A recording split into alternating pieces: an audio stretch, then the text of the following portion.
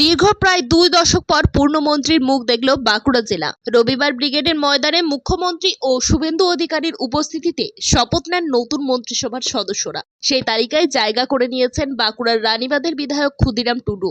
নানা মহলে জল্পনা করা হচ্ছে তিনি আদিবাসী উন্নয়ন দপ্তরের দায়িত্ব পেতে চলেছেন।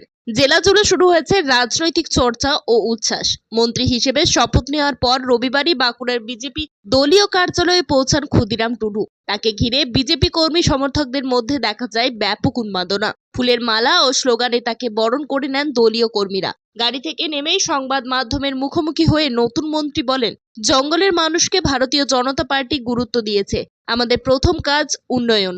এদিন তিনি আরো জানান, ভূমি কার্ড নিয়ে তদন্ত করা হবে। জঙ্গলমহলে শিক্ষক সংকটের কারণে বন্ধ হয়ে যাওয়া স্কুল ও হোস্টেলগুলিকে ফের চালু করার উদ্যোগ নেওয়া হবে বলে তিনি আশ্বাস দেন। পাশাপাশি খুব দ্রুত এসএসসি নিয়োগ প্রক্রিয়া শুরু হবে বলেও দাবি করেন ক্ষুদিরাম টুডু। তার বক্তব্য, উত্তরপ্রদেশের স্টাইলে আমরা এই রাজ্য চালাবো। জঙ্গলমহলের উন্নয়নই হবে আমাদের প্রধান লক্ষ্য। নতুন মন্ত্রীর এই মন্তব্য ঘিরে ইতিমধ্যে শুরু হয়েছে রাজনৈতিক তরজা। খুব ভালো লাগছে। আমার বাঁকুড়াবাসী কে অসংখ্য ধন্যবাদ। আমরা লাল মাটির মানুষ, জঙ্গলের মানুষ। আজকে ভারতীয় জনতা পার্টি আমাদেরকে এই বাঁকুড়া জেলাকে গুরুত্ব দিয়েছে। তার জন্যে ভারতীয় জনতা পার্টির সমস্ত কেন্দ্রীয় নেতৃত্বকে আমার পক্ষ থেকে, বাঁকুড়া জেলার পক্ষ থেকে আমরা ধন্যবাদ জানাই। প্রথম কাজ হবে আমাদের উন্নয়ন। বাঁকুড়া জেলা যে একবারে পিছিয়ে জেলা, যে জঙ্গলকে কেন্দ্র করে যে জেলা, সেই জেলার উন্নয়ন আমরা করবো প্রথম কাজ।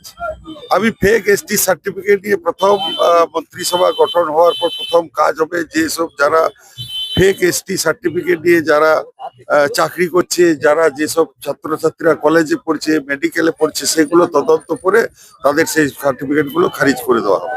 আমরা সরকার থেকে আমরা পদক্ষেপ করব। আমরা আগামী মানে সরকার গঠন হওয়ার পর এসএসসি চালু হবে এবং যেগুলো বন্ধ হয়েছে সেগুলো আমরা পুনরায় চালু করব, অর্থাৎ খুলবো।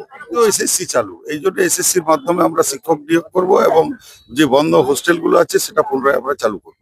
এটা ডবল ইঞ্জিন সরকার, এটা বিজেপি সরকার, এটা অন্য কোনো সরকার নয়। আপনারা দেখেছেন বিভিন্ন আজকে 22 থেকে 23টি রাজ্যে বিজেপি চলছে। ইউপির নিশ্চয় সেই ইউপির আদবে এই পশ্চিমবাংলা আমরা চালাবো। অবশ্যই বদলাবে। জঙ্গলমহলের উন্নয়ন হলেই মাওবাদী কোথায় চলে যাবে, কারণ সবই তো জানেন কিভাবে মাওবাদীর উৎপত্তি হয়েছিল।